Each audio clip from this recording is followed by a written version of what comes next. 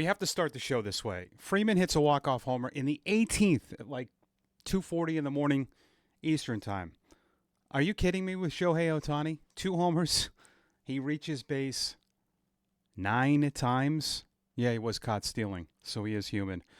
Welcome to Red Sox Now, all presented by FanArch. I'm Mike Antonellis at the Radio Mike for the social handles.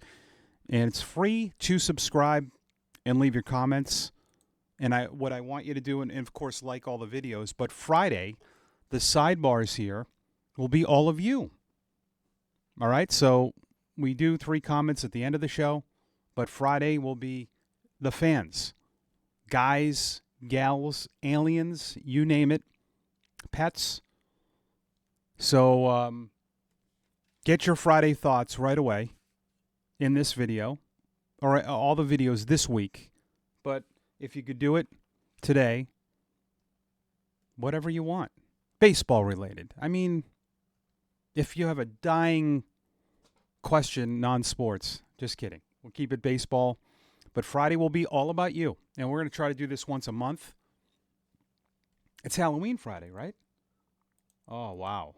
That is perfect. To do a Halloween, yeah. Should I dress up? I mean, I'm a fan. Did you watch the game? Do you like that they have no extra inning rules in the World Series? I think you have to. There's no way around it. But, I mean, it does stink for the East Coast. They obviously, Major League Baseball obviously does not care too much about the market on the East Coast, I would assume. I mean, California is huge. It's the Dodgers. I mean, you can't really, the games are starting at 5 their time. You can't really have a World Series start if you think about it. Let's reverse the situation. World Series game starting at 2 in Fenway. I know back in the day they played during the day, but this is completely different. There's no way to avoid it. This is going to happen once in a while. Anytime something like this happens, I guarantee you all over sports radio today and social media, they'll be complaining about the 18 innings. It's going to happen. It's a fluke. The Red Sox went through it, right? With the Dodgers, I stayed up for that whole game. Unbelievable. Unbelievable. The Dodgers are up 2-1. What I'm more impressed by is their bullpen went 13 and a third innings and gave up 1 earned run. And Toronto, on the other hand, not bad either. 13 and 2/3, 3 earned runs, but only 2 after the 5th inning. But if you don't believe that Shohei Ohtani is the best, I know Freeman homered. We are seeing in our lifetime one of the best baseball players in the history of the game, one of the best athletes ever. I did not think he could even nearly match what he did in Game 4. I get the game went 18 innings, but so what? The 3 homers, the 10 strikeouts, the 6 scoreless in Game 4 last series, and he reaches 9 times and hits 2 homers. He has 8 postseason home runs. Why did they even pitch to him? Well, unbelievable. And, at the end of the day, the Dodgers just squeaked that out. Toronto scored 4 in the 4th and won the rest of the game. And then Shohei, after that, has to pitch tonight. I like to always tie things in with, Hollywood, right? And this is LA and this is Hollywood. If he ends up going 6 scoreless tonight and even hits 1 home run, if this was a movie, you'd be like, yeah, right. Come on. Right? If I made a movie where a guy reached base 9 times, hit 2 homers as the DH, and the next night get the win as a pitcher and homered, you'd be like, this doesn't make any sense. That's what legends are made of, when it just doesn't seem possible. But good World Series. Ohtani and Bieber tonight, 8 o'clock for Game 4. This is turning out to be an unbelievable World Series. Really good stuff. All right, I know none of you do this because we have way better. Our community is just much smarter. But the Red Sox were taking some heat yesterday for signing Jason DeLay and Tyler Milliken, and I know Tyler really well. We communicate a lot. He unloaded on some people because I think people just do it for attention too. Jason DeLay is just a depth move. Everybody does this. You have to sign catchers, as many as you can. It's a minor league deal. He's already going to be in Worcester. They need that, right? That's what they do every year. You've seen it with injuries. You're going to need to go down, and they did that last year, right? They dipped down, and Blake Sable was one. They brought in Chadwick Trump, but DeLay, with all the other guys that they had last year, are all free agents. I don't think they have nobody as a backup. You've got Narvaez and Wong, and a lot of teams do this slippery slope where they have maybe two guys on their 40-man that are catchers, and they just roll the dice in AAA. So DeLay's one. We'll see what they do. They get this kid Ronald Rosario from AA. He could be, but right now, Jason DeLay is the Worcester catcher. That's what that is. Not a bad player. Pretty good defensively. Went to Vanderbilt. I saw him play in AA with the Pirates. They took him in the 4th round. Giants tried to draft him out of high school. He's played a little bit. 134 career games. Not a power hitter. And not bad defensively. So that's just a depth move. All AAA teams, organizations do this for their AAA teams. They try to load up as much as they can. And I'll tell you this, a AAA guy like Jason DeLay with big league time, he makes pretty good money. Like, he's probably making $300,000-$400,000 to play in Worcester. That's one thing people don't realize. Like, a lot of the AAA veterans, they make pretty good cash. And once you're a minor league free agent, even if you don't get to the big leagues, like if you're a journeyman guy that's just playing in AAA, they call it a 4A guy, you'll make like 80 to 100 grand to play in AAA. It's not a bad, things have changed. So it's just the depth piece for the Sox. All right, Chris Cotillo said this about Joe Ryan. I wanted to revisit Joe. And this is kind of how I feel about it. I'll let you know. I'll let you in and see what you think. The Red Sox really did go aggressively for Joe Ryan. They tried to make that work. They had to trade a top prospect outfielder just to get Dustin May, which tells you the cost of Joe Ryan. I think all of you know that. You look at what you got, what you gave up, just to get an arm. Ryan has 2 years of control in a weak division like I've talked about. It makes no sense from the Twins' perspective at all to do this. Think about this. So they're going to be thinking for year 3? Why? Why not just try to add if you're the Twins? That's how I think about it. But, the counter to that is, well, if they can get 3 or 4 players, that's kind of how they operate. They always lose free agents, so they kind of reset. Okay. Chris Cotillo's thing was, a Joe Ryan package would begin with a major league outfielder and one of the pitchers that broke through. Now, when you try, I don't like a lot of you know this. I don't like a lot of mock trade proposals because many do it where they don't want to get uncomfortable. They do what they're willing to give up, and you can't do that. And I know I've said that many times on here, but you have to put yourself in the other team's shoes. And again, I've said this 1,000 times.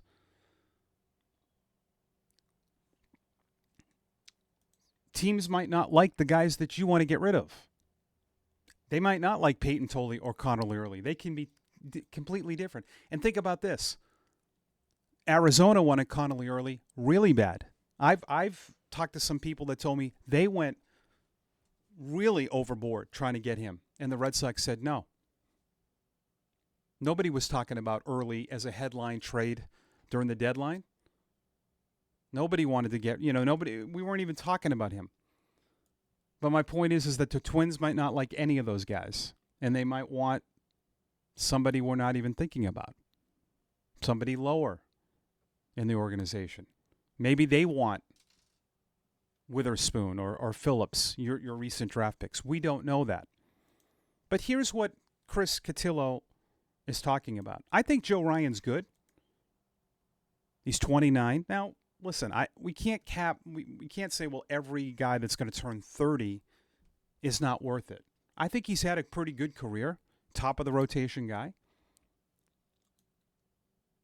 But here's where I'm not sure I even want to do this anymore. One of your major league outfielders, and he thinks it would obviously be Duran, Abreu, or Rafaela. Now, why would the Twins take anyone but Rafaela from their perspective? I don't want all the WAR numbers and all the baseball savant numbers on Duran and Abreu. I don't want any of that. Think about it from their perspective. Rafaela is younger. He's controllable. He's a Gold Glove center fielder. There's no way they would take anyone. To me, now I know you can counter and go, well, how do you know what they want? Common sense. Duran's going to be 30 soon. Rafaela is the youngest. He's got more upside, but he's a center fielder at Target Field. That's a big ballpark. And he can play in the infield. Really, the only thing that's holding him back is chase rate at times, right? He's a pretty damn complete player. He can hit for power. He can throw. He can catch. He can do a lot of things. He can run. That's the guy that they would. Why wouldn't? If you were the Twins, who would you take out of that? It's Rafaela. Duran would be a close second, but I'm taking the guy that's more complete all the way around. You could argue, well, Duran finished second in Gold Glove a couple years ago. True, but Duran's not locked up. He would cost more. Rafaela's already locked up, so they would be getting someone younger at a much better cost. That's the guy that I would think they'd want. Then one of the pitchers that broke through, Chris says, Dobbins. That to me, if I'm the Twins, why would they do that? Well, he looked really good before he was hurt. Yeah. So why would they do that? The kid they're taking is either Early or Tolley. And that's just two. And it's not going to cost you two. It's going to cost you maybe two more. So would you be willing to do that? Some of you will say yes. Think about this. When Crochet was pitching in his first year with the White Sox, most of their organization didn't think he was a starter. A lot of people around baseball didn't think he was a starter. If we're coming off the first year, and not the 2020 year where he threw 5 games, the 21 season, he was a reliever, 54 games. He walked 27. He was a reliever. He got hurt in 22. In 23, he was a reliever. Everyone was fine in that organization trading him. I bet fans were. My point is this. It seems counterproductive to me. Why would you trade Rafaela or maybe any of those outfielders now with Early or Tolley with 2 more people for Joe Ryan? For Skubal, that's not happening because Boris won't let it happen. I just don't think that trade makes any sense. And those resources, to me, make no sense. Now, if that was for Hunter Green, but that ain't happening either. It would be a lot more. I'm completely fine because we learned, you got to remember, we learned more about our pitching, our young pitching, after the deadline. And when Cora said at that end of the year press conference with a huge grin how excited he was about his young pitching, what Connolly Early showed you, he's just scratching the surface. Peyton Tolley is a young Crochet. He could be a reliever, but he's He was throwing low 90s in college. They've gotten him up to high velocity. He's not going to have a 4-pitch repertoire in his first couple of years as a pro. That takes a while. That can take 4 to 5 years. I'm fine keeping all three of those. I like Dobbins. I like Early. I like Tolley. I don't want Rafaela gone. And Duran or Abreu, yeah. I mean, if that made sense somewhere, but I know, I'm reading a lot of reports. It's feasible. They can get it done. I don't know. To me, it doesn't. It seems counterproductive. You can sign Dylan Cease.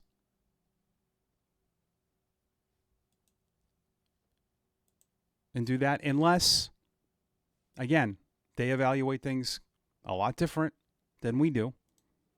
If they think this is landing a Crochet type of guy, and they don't go on, they don't look at when they make trades, they don't look at the back of the baseball card. There's a lot more scouting that goes involved. And if they feel, hey, where we're going, we don't want to be too young as a rotation. And I buy that. You want to have, like what the Dodgers did with Glass now and Snell, you bring in some veterans. So that could be another where they're okay with it. Right? There's always the other side of it. We like some other arms that we don't even know about with Brandon Clark and the young guys they drafted.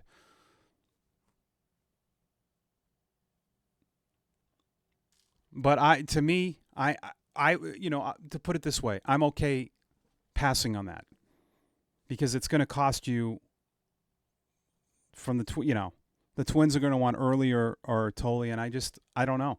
What Early did to me, he looks like a guy. And if you have a guy that's young, who's to say that he can't be better than Joe Ryan? So we'll see. We'll see how that all plays out. So fascinating. And again, with someone like Joe Ryan who wants money, there's always just a few teams that will be involved in that. Comment time from Monday, and then we'll end the show. Peter Garcia. So you know what I'm trying to do now is I like to get a lot of the new people, but now a lot of you who comment every day, which I love. I feel like I've said this before. I feel like I know most of you, even though I don't know what you look like. I know. Well, I see your thumbnail, but I'm trying to get some of you that do message every day, and we could probably do more comments. We don't have to do 3, right? There's no rules. Oh, I do want to get to one thing, by the way. Maybe this is me getting older, and you can call me no fun. Chapman's comments, I don't know.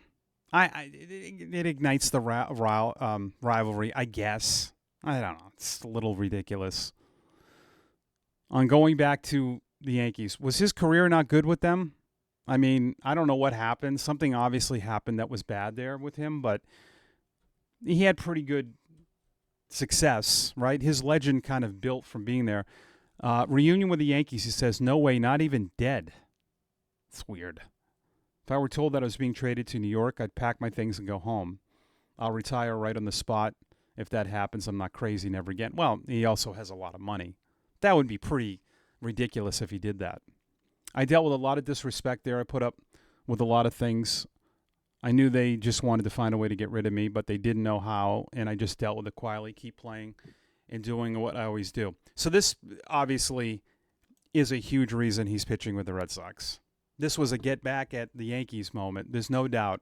I know that there's a picture of him when he was younger in a Sox uniform because he was a big Ortiz fan. But this was more about getting back at the Yankees, I think. I got along well with the players, never had a problem with anybody. Even the manager. We're friends and we talk and everything. The bosses are the ones who make those decisions. Yeah. All right. I get it. It's a little... I'm no fun. All right, comments. Peter Garcia, 66-45. Even though Skubal would be great, I don't think he'll be traded. The Sox can get a decent number 2 anyway. Yeah, you're right, Peter. Boris won't. do that. At Remdog3037, if you don't see us making any big trades for a starting pitcher, why don't we sign one of the 2 free agent starting pitchers? Yeah. Try to trade Yoshida with Duran or Abreu and someone else to get another team to eat at least half the contract. I just don't see that happening. I like the creativity, everyone, and I'm not trying to be Dr. Contrarian. Who does that? We're not probably trading him. Even the big market teams. Would the Yankees, Mets, or Dodgers take Yoshida? Probably not. So who are we talking about? Why would somebody? It makes no financial sense for a mid-market team to give you half of the money for a DH. You have to look at it from their perspective. Why would they do that? Unless you're going to have to give them a prospect back, and a big one. And it might cost you Meyer. If you want that, everybody knows you want him off the books. If say you brought in like a Schwarber or you brought in somebody, it got to the point where everyone knew. So it doesn't make any sense for anybody to do that. And I know we're trying to connect the dots with the Cardinals. I don't know how Heim feels about Yoshida right now. Maybe he changed his mind. Why would he do that? It's not happening. I really don't think, and I don't mean to be negative about it. It's just, who would, when has that happened? I think maybe you'd have to match. Now, like, people have said, well, why don't you do like a Sean Murphy match? Because why would the Braves do that? Catcher's a more important position. Yoshida's 32. He can hit. I like you. You guys know how I feel about Yoshida. That's a tough sell for an organization. And I'd have to look at, how much is left in his deal. I mean, I think it's a lot of money, right? 5 years, $90 million through 2027. So the final 2 years, what's it? $32 million. I don't think someone would even pay half. I could be wrong. And they might not be interested in getting rid of him. I don't know. Add remarks, REMARACS 6238. Your whole thing all year has been the team strikes out too much. How can you possibly justify signing Schwarber to big money contract who's averaged over 200 Ks the last – yeah, no, that's a fair point. You've heard me talk about it. Yeah, I don't like it with certain guys. I never said anything about, Story maybe at times, but this is a completely different player. My thing is guys like Duran and Rafaela and even Abreu. And I guess the Red Sox didn't strike out as much near the end of the year. I didn't realize this. Rob Bradford put something about this. They struck out the 7th fewest times. But overall, I didn't like it. You're right. But with a player like Schwarber is different because at that position, if you're getting 45 to 50 home runs, it's completely different. You can't have guys that don't hit a lot of home runs or don't hit for average strike out 160 to 70 times. But with a guy like Schwarber, it's completely different. And I don't black and white, as you know, every situation. But to me, he's a perfect fit. If think about this, if you want to solve first base, if you put him there. But I just think that we've talked about wanting power. But yeah, I'm willing to compensate that, but it is a lot, and I agree with you. That is something to certainly think about. That'll put a bow on Tuesday. We'll see you tomorrow. We'll talk about Game 4 of the World Series and more of your comments as well. And we could revisit some other potential trades and talk about guys that you'd want to see in a Red Sox uniform. It's Red Sox Now, presented by FanArch. Subscribe and comment on the way out. As always, go Sox.